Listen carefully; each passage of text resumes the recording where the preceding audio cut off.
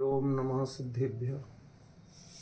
विश्वप्रकाशि महिमान ममानमेयम् ओमक्षराद्यखिल वाङ्मय हेतुभूतम् यं शङ्करं सुगतमीश मनीष माहु अर्हन्तमूर्जितमहं तमहं नमामि। यह अमृतशीति नामक महान ग्रंथ है, आचार्य योगेंद्र देव द्वारा रचित है। इसमें आज मैं आपको 71वां छंद लूँगा। ये अलग अलग थोड़े थोड़े इसलिए ले रहा हूँ ताकि इसकी विषय वस्तु प्रतिपादन शैली कई चीज़ों की जानकारी मिले। क्या नया है, क्या खास है और क्या हमारे लिए उपयोगी, इस दृष्टि से ले रहा। कुछ इधर उधर की बातों में दिमाग कम उलझाओ आप लोग। योगेंद्र देव आचार्य थे कि नहीं थे? नहीं थे तो क्या बिगड़ जाएगा? आपको ग्रंथ से मतलब है कि इन चीजों से मतलब है? सब चीजें आएंगी, थोड़ी सब्र रखना सीखो। बहुत ज्यादा व्याकुल होके दिमाग जब इधर उधर दौड़ता दिखता है तो मेरा उत्साह आप लोगों के प्रति कम रहता है। जो तत्व चल रहा है उस पर एक जिज्ञासा नहीं है, किसी उस पर एक अक्षर नहीं, ये ऐसा है कि नहीं, वो वैसा है कि नहीं। इसका मतलब जो चर्चा चल रही है उसमें आपको कोई इंटरेस्ट नहीं है। पहले उधर केंद्रित होना सीखो, उसका आनंद लेना सीखो। इन चीजों में क्या लाभ है और क्या हानि, बताइए। ठीक है, सब चीजें समय से आएंगी। अभी जो चल रहा है उसमें जुड़ना सीखो। विषयांतरित बहुत होते हैं, अन्य जिज्ञासाएं समझ लो आप मूल विषय की उपेक्षा कर रहे हैं।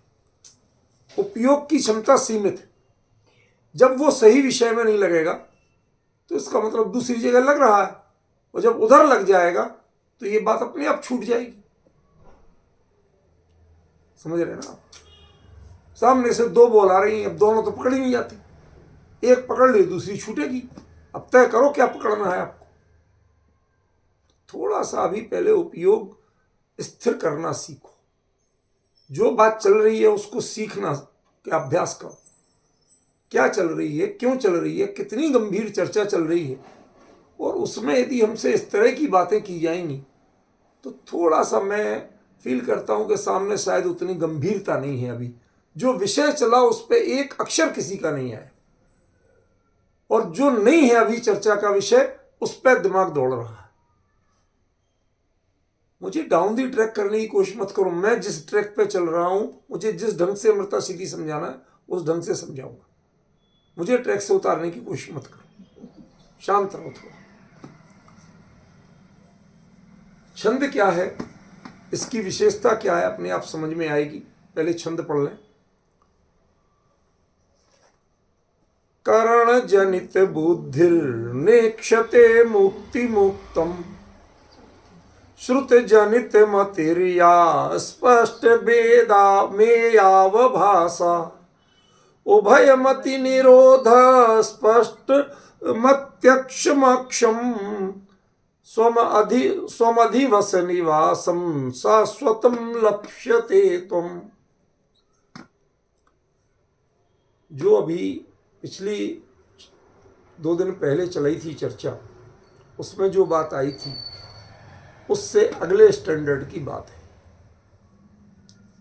क्या है? आज हमारे लिए एक बड़ा प्रश्न है। सोचना, जरा विचार करना, आत्मा का अनुभव कौन से ज्ञान से होता है? मति ज्ञान से या श्रुत ज्ञान से?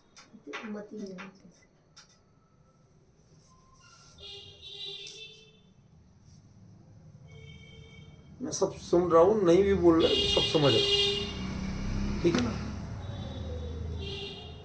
आत्मा का अनुभव मति ज्ञान से होता है, श्रुत ज्ञान से नहीं होता। कहीं कहीं श्रुत का भी रूप लिखा है, ख्याल में सब है। ये छंद कहता है ना मति से होता है ना श्रुत से होता है। सही है।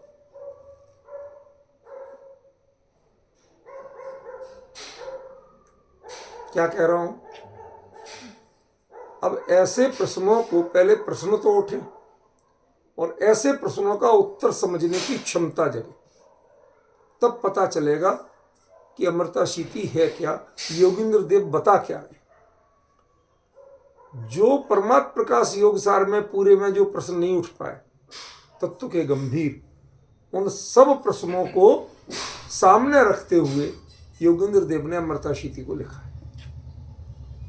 तो थोड़ा इसको समझने की कोशिश करो। पहले शब्दार्थ कर ले, फिर अपना वर्ग चलेगा। करण जनित बुद्धि, ये किसको कहा? मति ज्ञान को।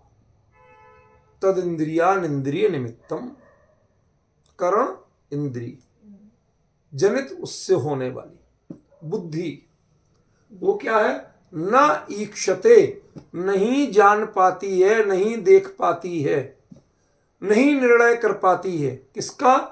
मूर्ति मुक्तम, जो मूर्ति से मुक्त है, माने अमूर्तिक।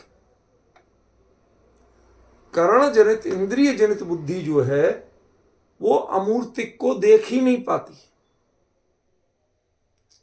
एक बात। अभी तो शब्दार्थ तो समझ में आ रहा है। करण माने इंद्रिय, इंद्रिय इंद्रिय दोनों ले लो। उससे जनित माने उत्पन्न होने वाली, बुद्धि माने बुद्धि। न ईक्षते, नहीं देख पाती है, नहीं जान पाती है, नहीं निर्णय कर पाती है। मूर्ति मुक्तम, जो मूर्तिक पने से रहित, उसका निर्णय नहीं कर पाती। तो चलो हम श्रुत ज्ञान से कर लेंगे। तो वो कहते हैं श्रुत जनित मति ही, या माने जो, श्रुत जनित मति ही। अभी मति का अर्थ मति ज्ञान नहीं है, यहाँ मति का अर्थ ना बुद्धि है ना ज्ञान है। यहाँ पर ज्ञान जो केवल ज्ञान के अलावा, अतीन्द्रिय ज्ञान के अलावा जो ज्ञान है वो सब है। ज्ञान सामान्य है। यहाँ मति का अर्थ मति ज्ञान नहीं, ठीक है ना? जो श्रुत से उत्पन्न होने वाली बुद्धि या ज्ञान है वो अस्पष्ट मेय अवभाषा, उसके लिए मेय माने प्रमेय, गेय जो भी कहें, उसका अस्पष्ट, एक तो वो अस्पष्ट होता है और दूसरा अवभास, आभास मात्र होता है। निर्णय किसके आधार पर करो? मैं आज पूछना चाहता हूं, जो लोग करणान युग के बड़े मर्मज्ञ हैं आज के, उनसे पूछें कि भाई साहब 10वें गुण स्थान के अंत में संज्वलन लोभ का अभाव होता है, ये बात साची है कि झूठी?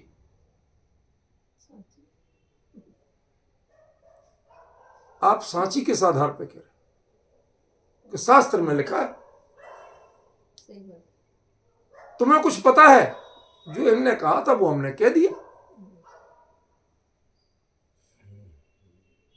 तुम्हें क्या पता? साहब इतने ज्ञानी आचार्य लिख रहे हैं, आप उन पे शंका कर। हम शंका उनका कुछ नहीं कर रहे। तुम अपने निर्णय का आधार बताओ। यदि आत्मस्वरूप के बारे में कुछ भी निर्णय करोगे, तुम्हारे पास आधार तो होगा, समझ तो काम करेगी, जिसमें तुम्हारी समझ ही काम नहीं करती। समझ गए? हमें आभास है कि भाई ऐसा होना चाहिए। यदि कर्म का अभाव नहीं होगा तो फिर 12वां गुण स्थान 13वां गुण स्थान ही कहां से होगा? कषाय का पूरा अभाव नहीं होगा तो कैसे होगा? ये क्या है? ये आइडियोलॉजी है या फैक्ट?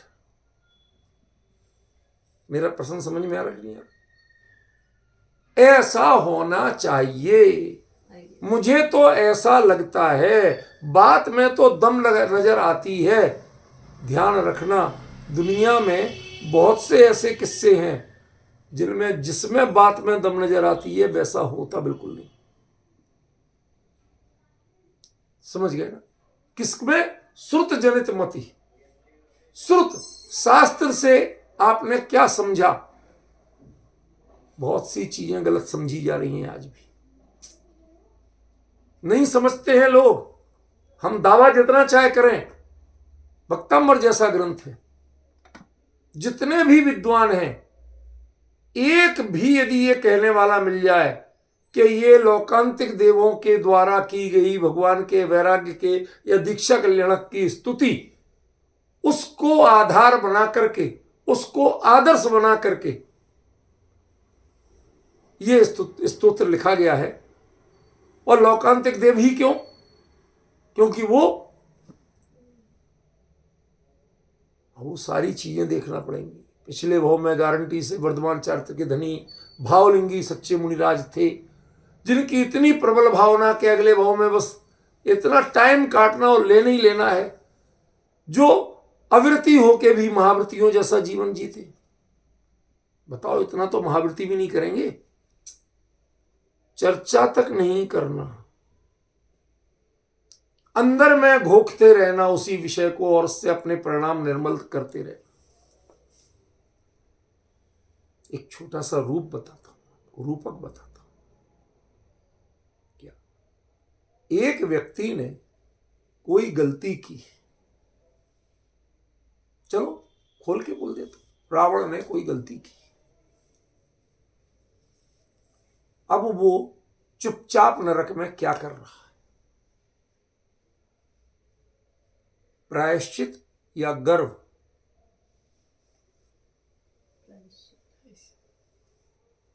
और जिसने रावण को मारा वो प्रतिक्षण क्या कर रहा है? मैंने मारा। परिणाम नजर समझ में आ रहा है कि एक के भी कितने भाव बाकी हैं, और एक जो विलेन था, खलनायक था, बुरा था, वो तीर्थंकर होने वाला, ऐसा तीर्थंकरों ने बताया।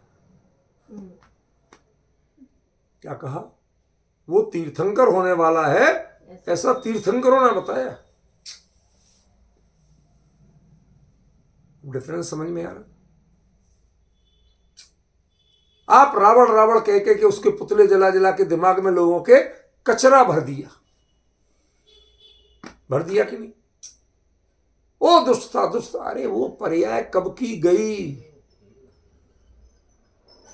आज उसको प्रतिक्षण उस सब काम पर या तो गिलानी है या उपेक्षा बुद्धि है, भूल के वो अपने स्वरूप का स्मरण कर रहा है, अपना धर्म ध्यान कर रहा है, भले ही नरक में। समझ गए? और दूसरे कौन कहीं हो, लेकिन यदि उस बात पे गर्व कर रहा है,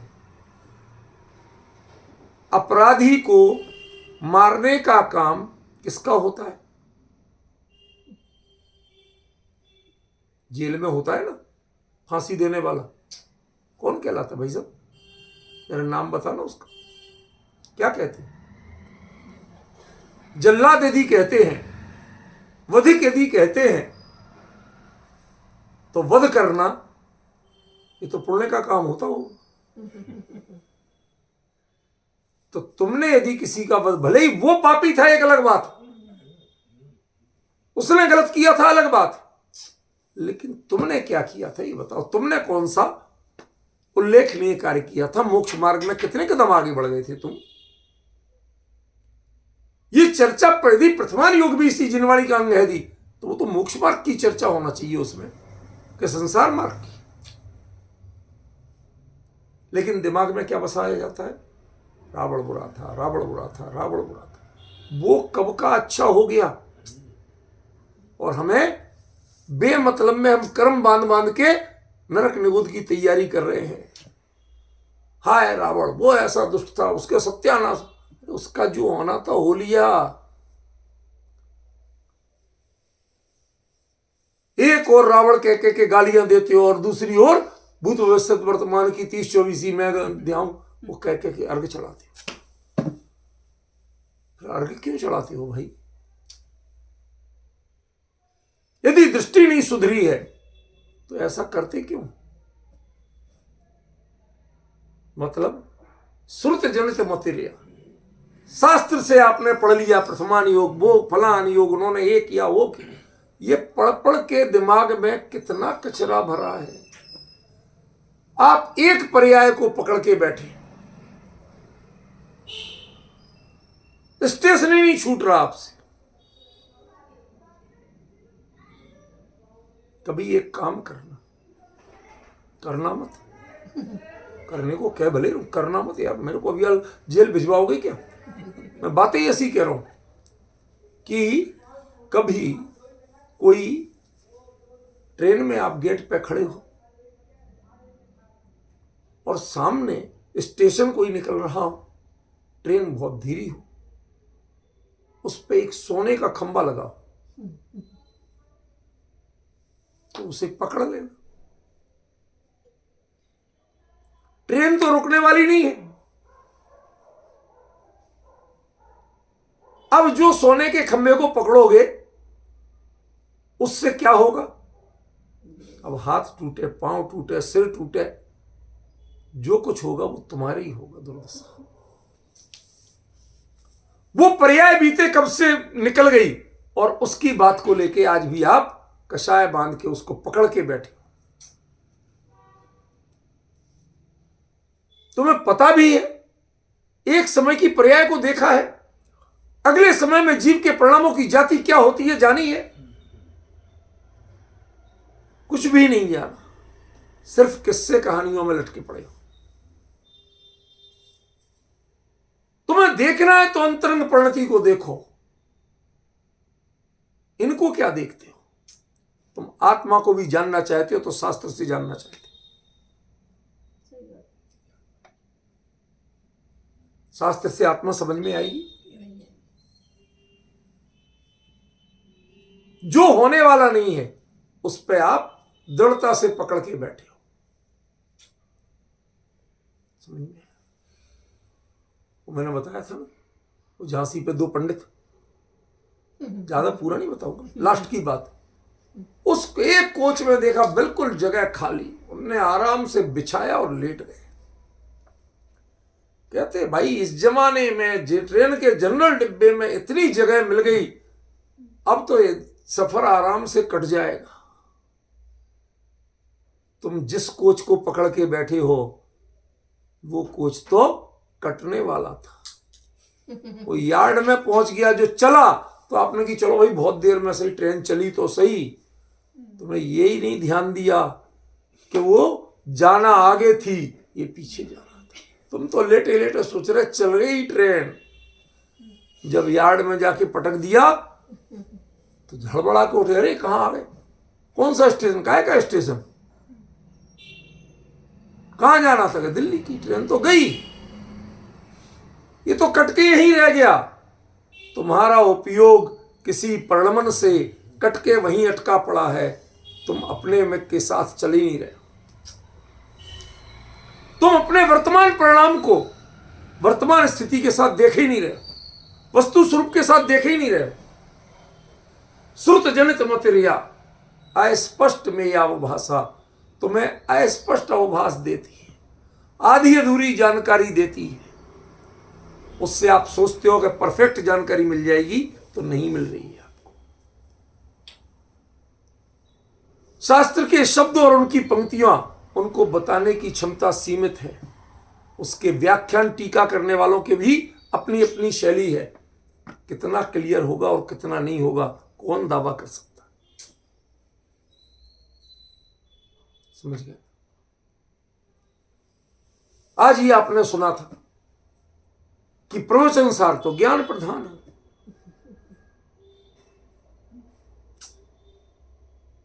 अब हम तालियां बजा रहे, कह रहे हाँ साहब बहुत बढ़िया बताया।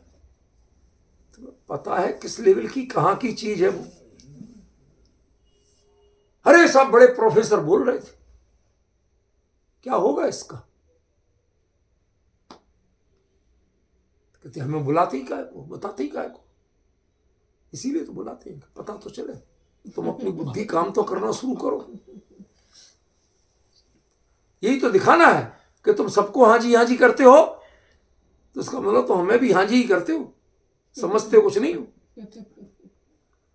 यदि समझते हो तो जब सत्य और असत्य का, हित और अहित का विवेक कर सकोगे, उस दिन जानेंगे कि तुमने कुछ सुनना आया है, अभी तक तो सिर हिलाना आया। समझ में?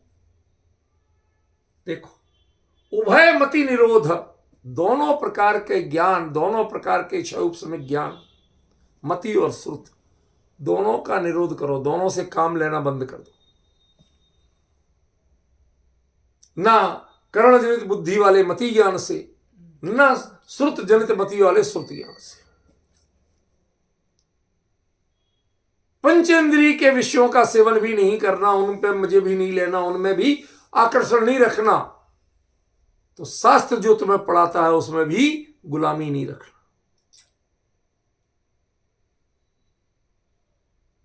अपना रास्ता चुनो और अपने रास्ते बढ़ो।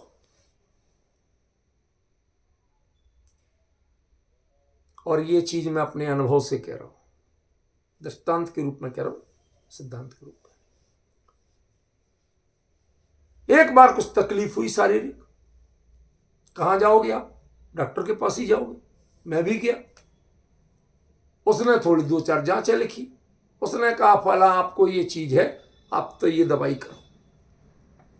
मैंने सोचा चलो भाई दवाई दी है 15 दिन की, 15 दिन लेके देख लेते। 15 दिन ली, वो आधमरे इसी हालत होगी। फिर गए, अरे आपको अभी देखो इसका पावर बढ़ा थी, पहले जितना सोते थे उससे ज्यादा सोने लगे, पड़े रहते थे मुर्दे की तरह पूरे पूरे दिन। भाई धीरे धीरे धीरे धीरे तुम्हारी हालत ठीक होगी। मैंने कहा 2 महीने निकल जा रहे, क्या होगा? मैं दिन भर पड़ा रहता था, दिन भर बड़ी मुश्किल से उठा, किसी तरह ऐसे ऐसे करके तैयार हुआ, नहा धो के मंदिर गया, दर्शन करके आए, खाना पड़ गया। अब शाम होती थी, शाम को हिला हिला के जगाते थे, भाई कुछ ले लो, तो ऐसे करके उठता, थोड़ा लिया, दवाई ली, पड़ गया। एक दिन दिमाग में आया कि तुम अपने जीवन में कर क्या रहे हो, किस दिशा में जा रहे हो। एक क्षण में डॉक्टर कहता अरे दवाई बंद की तो तुम्हें ऐसा हो जाए, कोई कुछ कहता, कोई कुछ कहता, सबकी सुनना बंद की, अपना निर्णय शुरू किया कि तुम्हें जीवन में करना क्या है। तुमने जीवन के 2 बेशकीमती महीने खो दिए, तुम्हें होश नहीं है कि भगवान के दर्शन करने गए थे, भगवान किस मुद्रा में थे, तुम्हें होश नहीं। क्या पढ़ के आए थे, क्या किया था, एक रूढ़ी निभा ली, इसके अलावा होश नहीं था। यथार्थ बात बता रहा हूं। बैठे बैठे विचारते, थोड़ा भोजन करने के बाद 2 मिनट बैठे, दवाई नहीं ली, बैठे, कहां जा रहे हो तुम, क्या होगी जीवन की दशा, डॉक्टर क्या कहते हैं और घर के लोग क्या कहते हैं, हमने दोनों की नहीं सुनी। उसने बताया है कि दवाई अचानक बंद कर दी तो कुछ भी हो सकता है। हमने कि जो होगा हो जाए, मुझे लेनी नहीं ये चीज। 8-15 दिन बड़ा दुविधा, संघर्ष चला, परेशानी चली। धीरे धीरे अब मैं अपने विवेक से निर्णय करूंगा, मैं ना तुम्हारी सुनूंगा ना तुम्हारी सुनूंगा। ये बताइए, आप अपने विवेक से निर्णय करने के लिए तैयार हो क्या? स्वरूप का अनुभव, स्वरूप में स्थिरता, वह ना तो कर्ण जनित बुद्धि करती है और ना श्रुत जनित मति करती। जो लोग संसार के विषय भोग में पंचेंद्रिय की गुलामी में मग्न हैं, आप नहीं जानते पंचेंद्रिय की गुलामी क्या क्या कहलाती है, जिसे बड़ी भारी नॉलेज कहते हैं, वो भी पंचेंद्रिय की गुलामी ही है। एक नजर में परख लेते हो। नजर से क्या परखते हो? नेक्षते मूर्ति मुक्तम, तुम मूर्तिक को देखते हो और मूर्ति अमूर्तिक को देखते नहीं। अब तुम जितने चाहे बड़े इंटेलिजेंट कहलाओ, जितने चाहे बड़े समझदार कहलाओ, यदि तुम आंख से देखते, कान से सुनते, एक बार में सुना, और मैं तो शतावधानी हूं, एक बार में याद हो जाता है। क्यों रूपल बहन, बढ़िया बात है ना? कहते कुछ नहीं है इसकी कीमत। कान से सुन के याद हो जाना, ये कान से सुनाई क्या देता है? क्यों? वो पुद्गल है, वो अमूर्तिक नहीं है, वो मूर्तिक है। तुम अमूर्तिक तत्व हो और तुम अमूर्तिक की पहचान मूर्तिक से पूछते हो। विचार नहीं करते कि मूर्ति रहित को जानता ही नहीं। कभी कभी हमें भ्रम होता है कि हम व्रत करें, उपवास करें तो कसाय क्षीण होगी।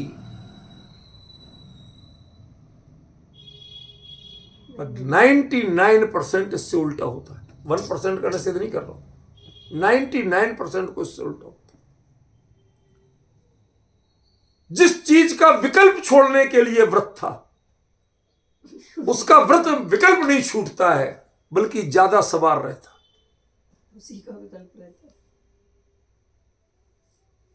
तो जब वो विकल्प चढ़ा हुआ है सिर पे, तो आप बचे किससे हो? उस विकल्प से बचने के लिए तो व्रत करना था। हिंसा नृत्या ब्रह्म परिग्रहेभ्यो वृत्ति व्रतम, उनसे दूर रहना। वो पांचों पाप दिमाग से उतरे ही नहीं, तो वृत्ति कैसे और व्रत कैसे है? आप समझ रहे हैं? ये सब जो आप जिनसे बचने के नाम पे करते हो, वो भी करणजनित बुद्धि है। क्यों? क्योंकि उसमें पेट को बाकायदा आकुलता का एहसास है कि भोजन नहीं किया। कान को आकुलता का ऐसा, देखो घर में चर्चा चल रही है, आज बाबूजी का उपवास है। समझ रहे ना? वही चीजें सुनते हो, वही चीजें देखते हो, उसी का विचार करते हो। करणजनित बुद्धि नेक्षते मूर्ति मुक्तम। वो जो भोजन नहीं करने का परिणाम था, भोजन से विकल्प से दूर होकर अपने स्वरूप में विचरने का परिणाम था, उसका होश पड़ा क्या? नहीं पड़ा। तो भाई साहब, जिससे बचने के लिए गए थे, वो मुसलमानों की कहावत है कि ईद बख्शवाने गए थे, रोजे गले पड़ गए। हमें भोजन के विकल्प से बचना था, इसलिए उपवास करने गए थे। पता चला कि रोटी भी नहीं मिली और पूरे दिन भोजन का विकल्प चला।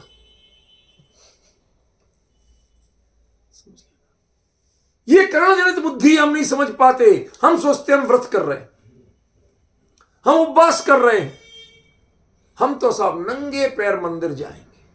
बहुत अच्छी बात है, जाओ, हम रोकते नहीं। लेकिन प्रति समय पूरे रास्ते म्युनिसिपैलिटी को गाली देते जाओ। वो तो जैसी है हालत, वो वैसी है। सड़क कहीं टूटी है, उबड़ खाबड़ है, ठोकरें लगी हैं, तो पूरे रास्ते गाली देते जाओ। इससे अच्छा तो भैया चप्पल पहन के चले जाओ।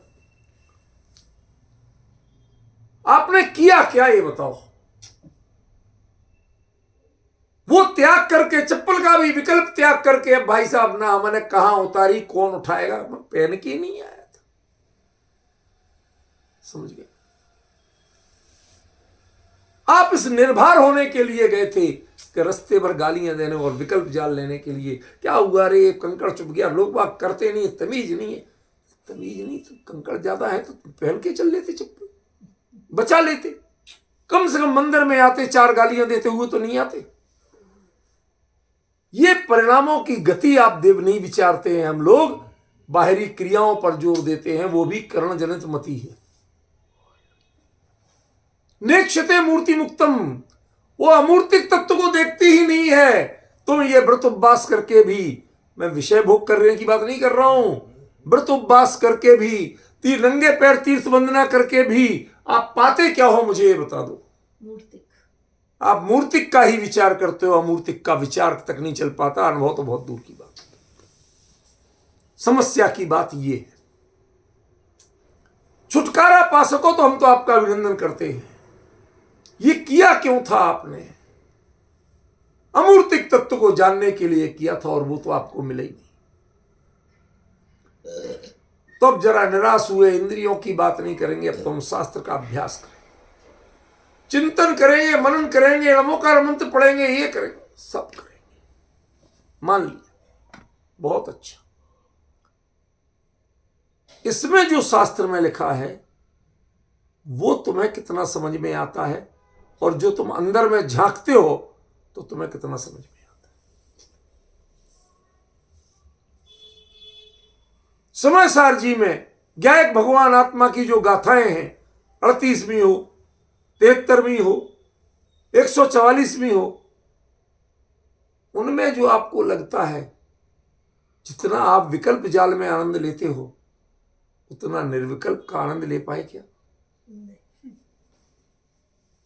उसमें कहते हैं विकल्प से मुक्त हो, और आप विकल्प से मुक्त होने का विकल्प करते हैं।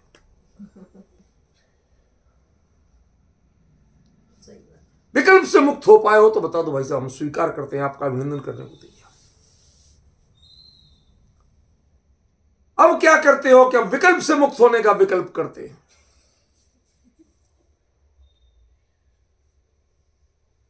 तो चला तो विकल्प ही ना। अस्पष्ट में आओ भाषा। अब साहब देखो, अब कर्म जो कुछ तो बंधेंगी, अनुकूल पुण्य बंधेंगे, पुण्य का उदय आएगा।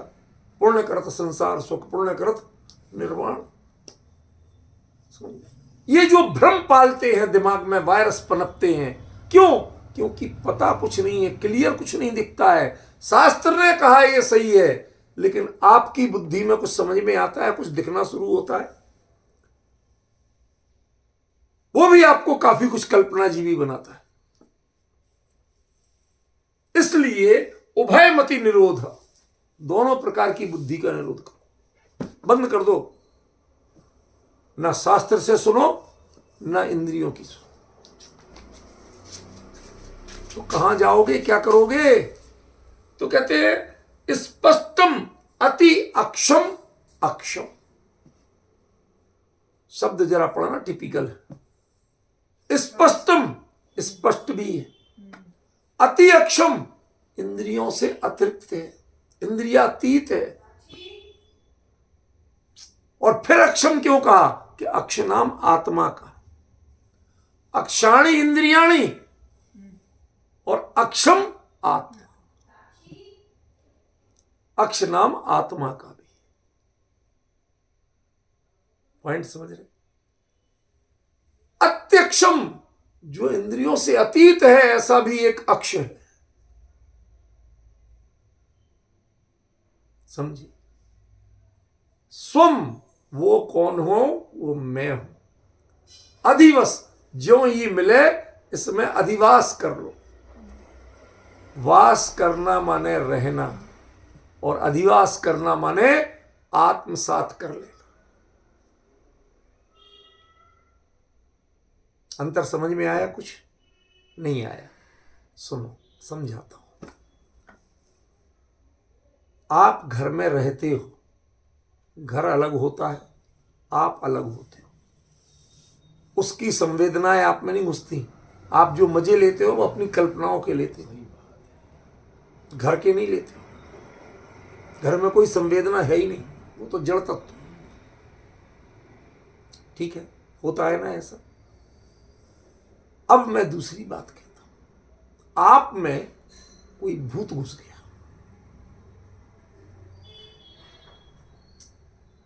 अब आप किसकी संवेदनाओं के मजे ले रहे हो? जो कुछ हरकतें कर रहे हो वो किसकी कर रहे हो? आपा भूल के उसकी हरकतें कर रहे हो। इसको कहते हैं अधिवास। तुम अपने में अधिवास करो, पर में मत करो। समझ गए? अधि ज्ञानवाची, मैं ज्ञान में रहता हूं, जानता हूं, इसके अलावा मेरा किसी से कोई लगाव नहीं। स्वम अधिवस निवासम, किसको निवास बनाओ? जहां पर तुम मिलो और कोई नहीं मिले,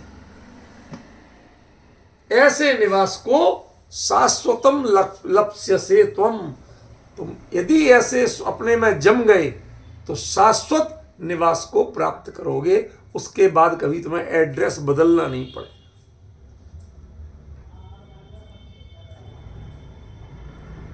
अभी आपको कुछ भी समझ में नहीं आया, क्योंकि शब्दार्थ बता रहा था। असली चीज तो अब आना शुरू होगी। भाई थोड़ी देर कोई विषय बताना है तो शब्दार्थ भी तो बताना पड़ेगा। गाथा छंद लिख दिया आपके सामने, आप भी निकाल सकते हो 71वां छंद है, लेकिन उसमें क्या लिखा नीचे से आप नहीं समझ पाओगे, पहले थोड़ा समझ लो। अब सुनो क्या बात है। अभी जो चली थी चर्चा वो 61वें छंद की चली थी, ये 71वां छंद है। 10 छंद आगे बढ़ गए। ये सारी चर्चा चल रही है असल में छपक श्रेणी की, कैवल्य प्राप्ति की।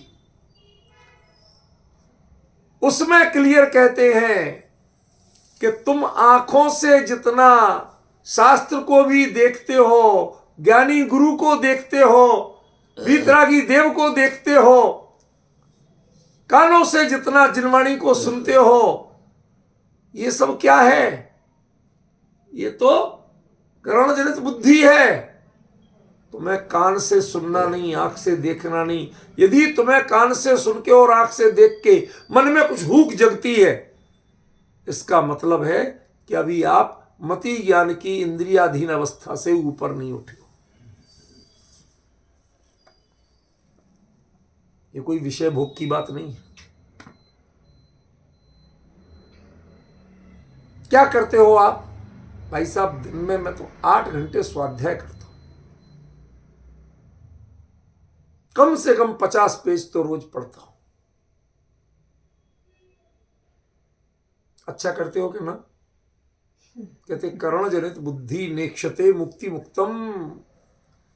तुम ज्ञायक भगवान के बारे में पढ़ते तो हो, लेकिन तुम ज्ञायक भगवान का काखागा भी नहीं जानते हो। क्योंकि जिस चीज को तुम यूज कर रहे हो उसमें नेक्षते मुक्ति मुक्तम, उसमें वो देखने की क्षमता ही नहीं। मैं एक सच्ची बात बताऊं, सचिन की बात है। जब कभी हमें कोई नहीं मिलता तो मैं इसको बिठा लेता हूं पास में। ये भोला प्राणी कर्नाटक गया। अब इसे कन्नड़ के बोर्ड पढ़ने में नहीं आते थे,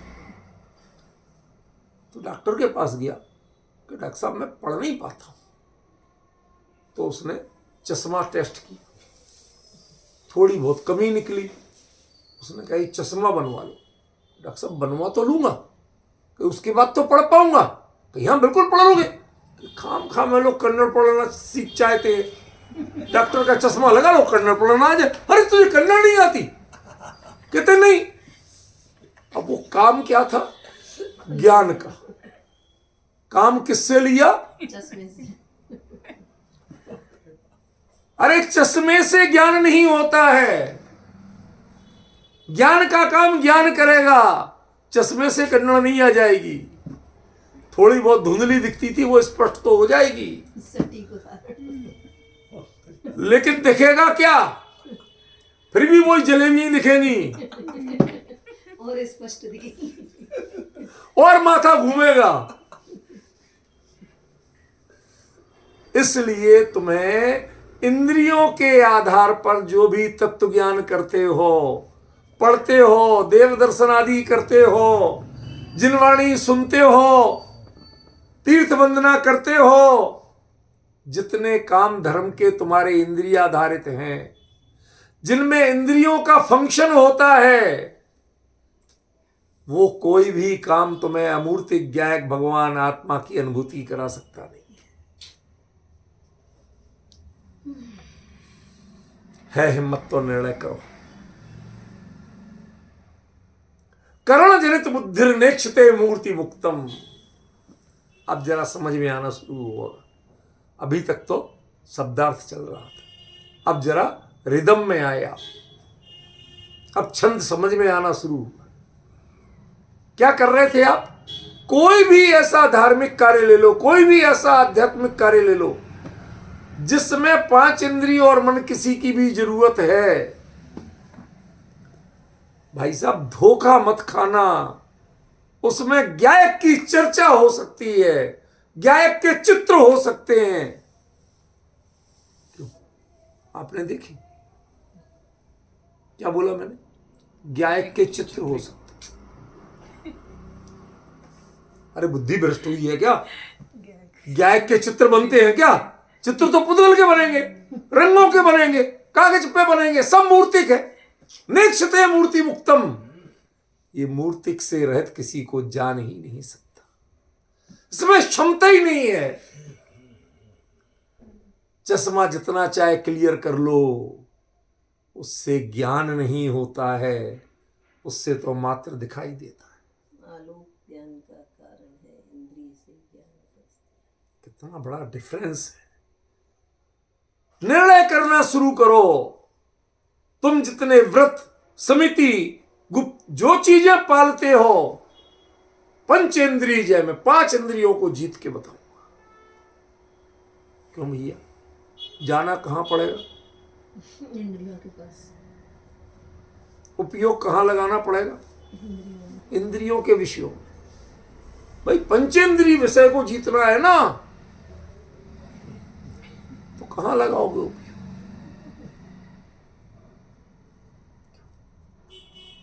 अरे साहब, परिचय जय, परिचय जय तो धर्म है ना कि नहीं? आपसे तो मैं बात ही नहीं करना, कोई और मिले तो बात कर लें, आपसे नहीं करना। जानबूझकर करना कहाँ परिचय जय। अरे जब उसमें परिसह दिख रहा है तो जय कहां से हुआ? कष्ट दिख रहा है, चारों ओर से सहने की स्थिति है। भाई साहब, हम मजबूर पड़े।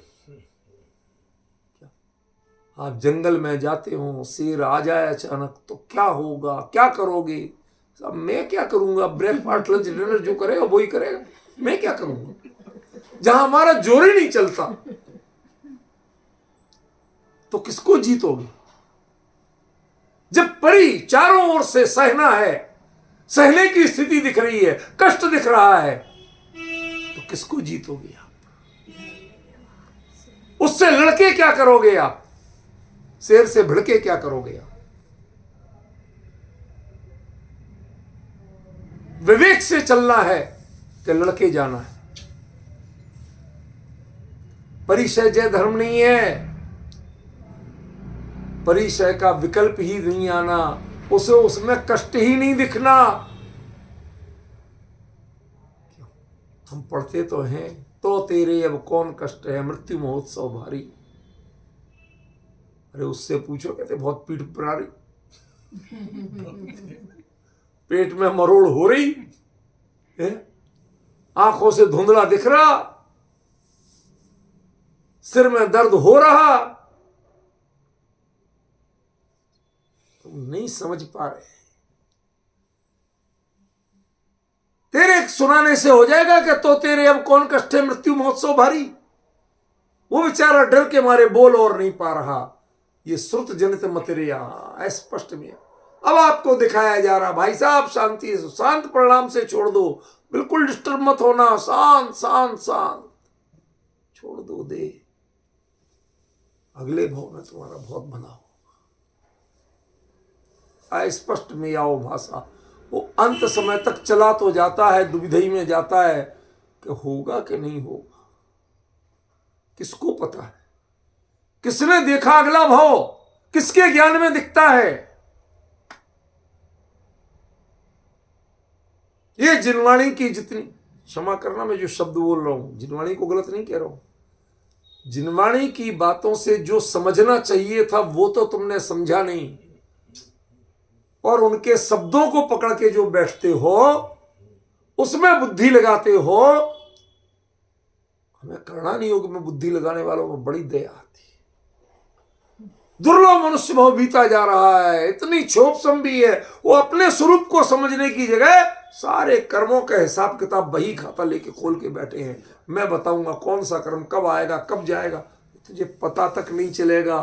कौन सा कर्म तुझे बांध रहा है और कौन से कर्म के अभिपाक निर्जरा है, सविपाक निर्जरा हो रही है, तुझे पता है?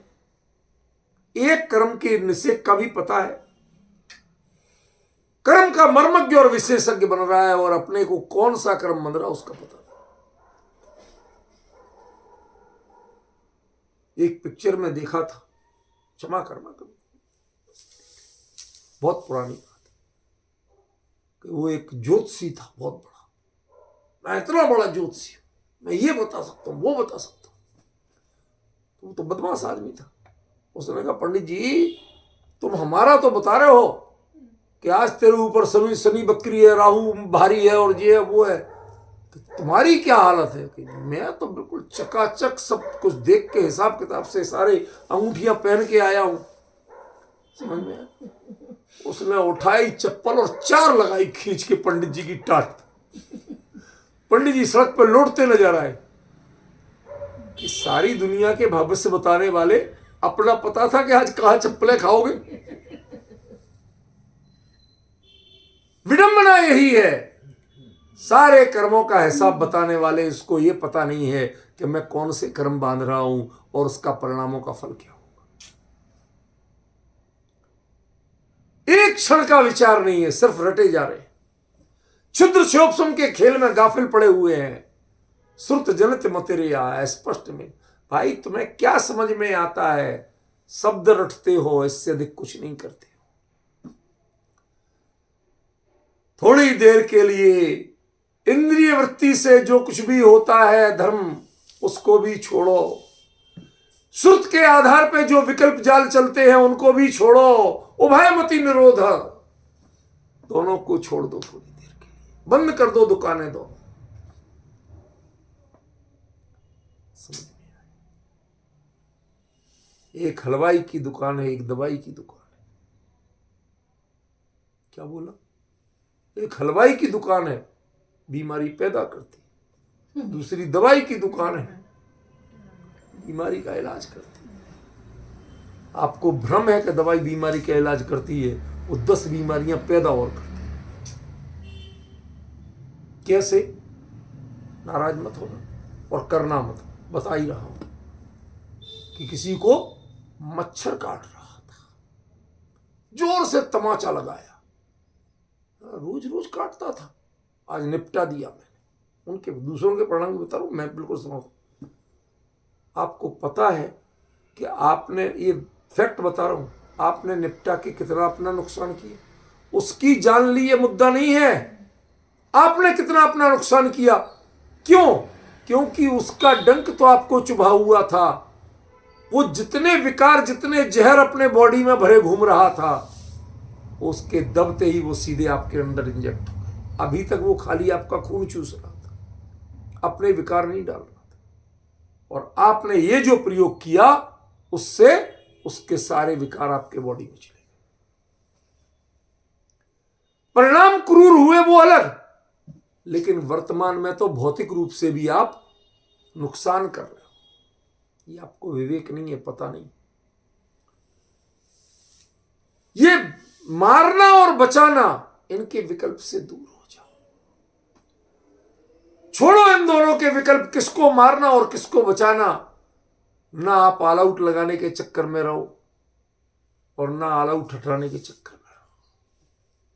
ना हमें मच्छरों को भगाना है और ना मच्छरों पर दया करनी है। यदि ये उपयोग लगाना है, अपने में लगा। ना हलवाई की दुकान, ना दवाई की दुकान, दोनों बीमारी पैदा कर रहे हैं, दोनों बीमारी बढ़ा रहे हैं। समझे कि नहीं? जितनी जितनी दवाइयां खाओगे, उतनी उतनी खान पान की छोटी छोटी चीजों से बीमारी बढ़ेगी। शुगर और कुछ नहीं है। शुगर सिर्फ एक चीज कि खाने पीने के प्रति तनाव जितना आपने बनाया या तनाव में रह के जितना खाया, उसने बीमारी पैदा की।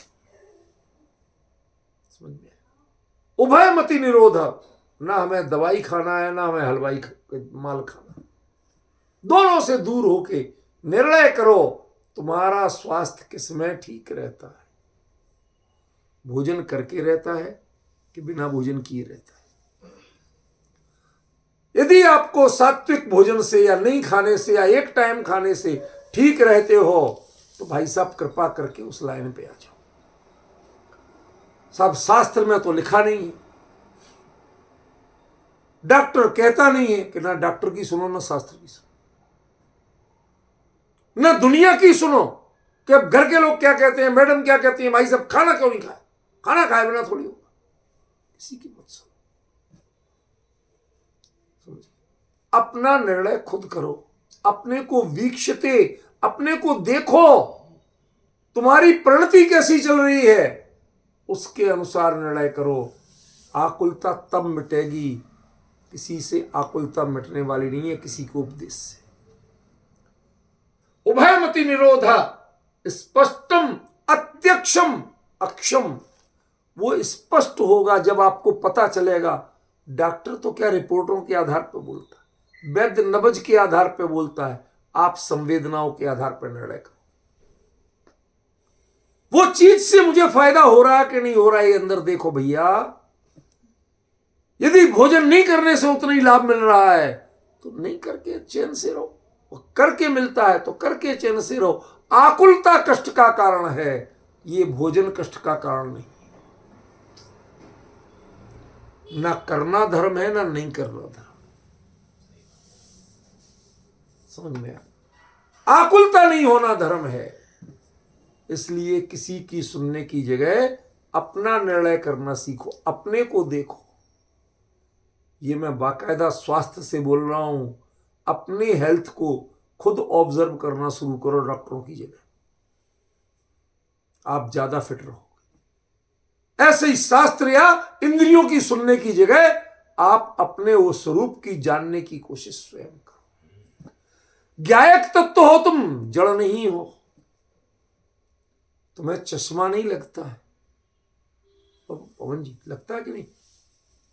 तो काय को लगाया? नहीं लगता। तुम्हें चश्मा नहीं लगता है, ज्ञान के लिए चश्मा नहीं चाहिए, आंखों के लिए चश्मा चाहिए। मूर्ति को देखने के लिए चाहिए। ज्ञान के लिए चश्मा नहीं, ज्ञान को आज तक चश्मा नहीं लगा। चश्मा इंद्रियों को लगा। सारे कान की मशीन, नाक की मशीन, आंख की मशीन जितनी लगी, जितने उपकरण बने वो इंद्रियों के लिए बने हैं। ज्ञान के लिए कोई उपकरण आज तक नहीं बना। इंद्रिय विषयों को ही जानने के लिए बने। जितने आप वहां चश्मा लगाओगे उससे इंद्रिय विषयी ख्याल में आएंगे, आत्मा ख्याल में आने वाला नहीं है। जितने शास्त्र पढ़ोगे उतने विकल्प जाल बढ़ेंगे। सोच के कह रहा हूं, शांति से सुनना। थोड़ा जाना, वो कबीरा कहता था 2.5 अक्षर प्रेम का पढ़े सो पंडित होए। एक अपने स्वरूप को जानना, और कितना जानना, उसके लिए क्षोभसम का उघाड़ नहीं चाहिए। क्षोभसम का उघाड़ पंक्तियां गाथाएं रटने के लिए चाहिए, गणित लगाने के लिए चाहिए, बहुत क्षोभसम का विस्तार करने के लिए चाहिए। स्वरूप को जानने के लिए क्षोभसम का उघाड़ नहीं चाहिए। उभयमति निरोध। अब जो हम जानते हैं वो स्पष्टम क्लियर जानते हैं। अभी तक डॉक्टर से पूछते थे, वो बताता तो तब करते थे। अब हम अपना खुद देखते हो, ऑब्जर्व, क्या किससे अनुकूलता हुई, इससे वो ही करते हैं, और कुछ नहीं करते। उससे क्या मिलता है? अक्षम ज्ञायक भगवान आत्मा। इससे क्या होगा? स्वम अधिमस। अब अपने तरीके पे चलो। मैं एक बात पूछ लूं, नाराज तो नहीं होगी? सुनो, आदिनाथ को आदर्श बनाना कि चक्रवर्ती भरत को? 1000 साल तपस्या करना कि अंतर्मूर्त में केवल ज्ञान लेना? कहते नितांत मूर्ख। आदिनाथ के तरीके से भी तुम्हें केवल ज्ञान नहीं होगा। भरत चक्रवर्ती के, वो उनकी अपनी कर्म गति थी, उनकी अपनी परिणामों की गति थी। तुम अपने परिणामों को ऑब्जर्व करो। 2400 तीर्थंकरों में से कोई एक दूसरे की कॉपी नहीं हुई।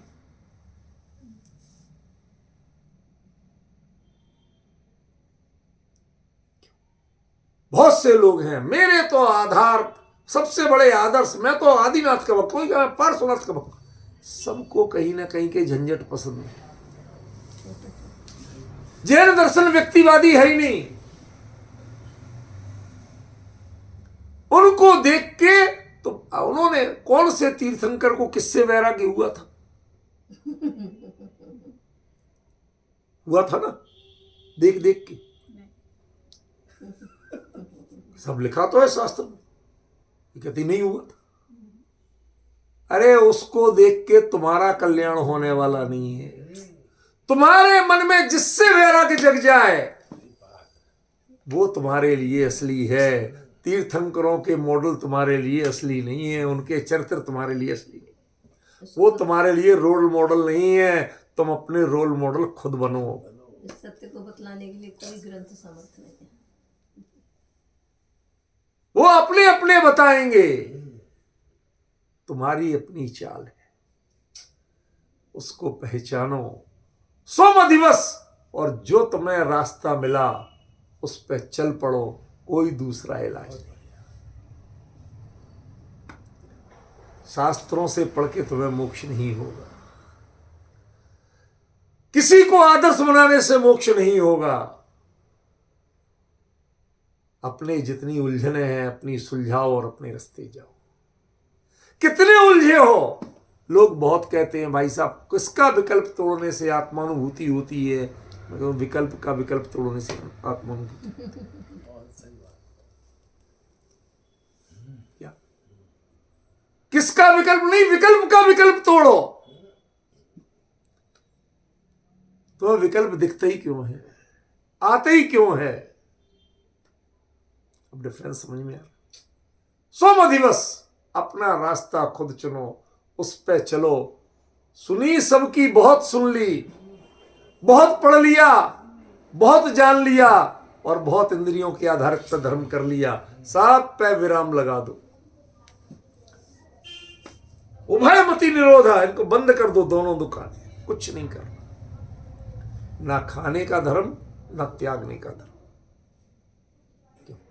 रस परित्याग धर्म है कि उपवास धर्म है?